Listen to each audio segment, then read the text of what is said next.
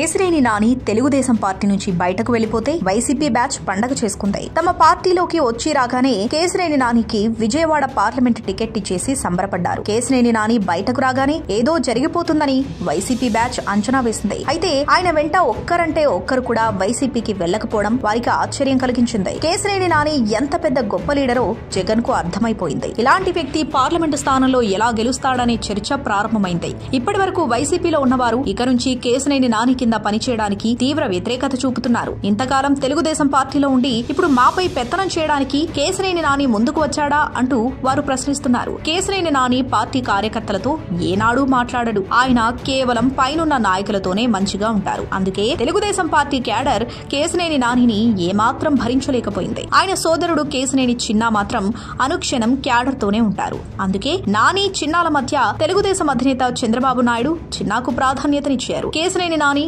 Telugu Desam party నాయకులను తీవ్రాతి తీవ్రమైన పదజాలంతో విమర్శించేవారు. అయినా సరే నాని తిట్టాడంటూ చంద్రబాబు నాయుడు తన పార్టీలోని ఇతర నాయకులకు ఏనాడూ చెప్పలేదు. ఆయనతో సర్దుకుపోండి అనే చంద్రబాబు ఇతర నాయకులకు సర్ది చెప్పేవారు. కేశినేని నాని తెలుగుదేశం పార్టీలోని నాయకులను చాలా కాలంగా తీవ్ర విమర్శలు చేస్తున్నా పార్టీ నాయకులు లోలోన బాధపడ్డారు. ఇప్పుడు నాని పీడ విరగడైందనే భావన తెలుగుదేశం పార్టీ నాయకులకు కలిగింది. గతంలో చాలా సార్లు కేశినేని నాని కుటుంబ సభ్యుల కోసం పార్టీ నాయకులు ఎన్నో త్యాగాలు చేయాల్సి వచ్చింది. ఇక ఆ పరిస్థితి ఉండదని అందరూ భావిస్తున్నారు. కేశినేని నానితో ఎవరూ వెళ్లకపోవడం అటుంచితే ఇప్పుడు ఉమ్మడి కృష్ణా జిల్లాలోని కీలక వైసీపీ నేతలంతా టీడీపీ జనసేన గూటికి చేరిపోవడం ఖాయంగా కనిపిస్తోంది. దాదాపుగా ప్రతి నియోజకవర్గంలో ఎమ్మెల్యే ఆ స్థాయి నేతలపై ఈ రకమైన ప్రచారం జరుగుతుంది. ఇప్పటికే పార్థసారథి వైసీపీకి గుడ్ బై చెప్పారు. వసంత కృష్ణప్రసాద్ బిల్లుల కోసమే ఆగుతున్నారని అవి వచ్చాక తాడేపల్లి ప్యాలెస్ కు దండం పెడతారని అంటున్నారు. కేశినేని పార్టీలో చేరకుండానే ఇన్ఛార్జిగా ప్రకటించిన తర్వాత పరిస్థితి తీవ్రంగా మారింది. గత ఎన్నికల్లో విజయవాడ ఈస్ట్ నుంచి పోటీ చేసిన బొప్పన భవకుమార్ టీడీపీలో చేరనున్నారు. అందరు నేతల్ని కలిసి తన కోరిక చెప్పారు.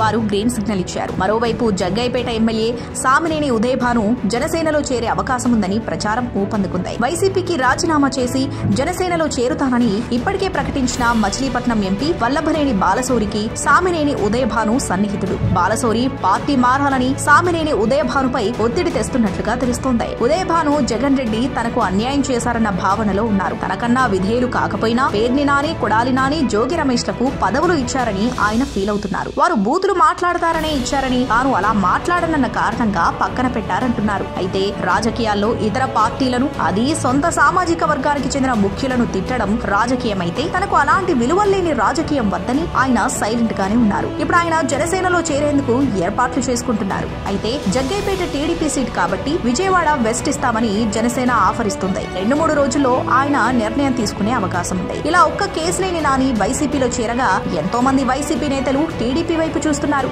బహుశా దీన్నే రాజకీయం అంటారు. ఈ రాజకీయం జగన్ రెడ్డికి ఇప్పుడు అర్థమై ఉంటుంది.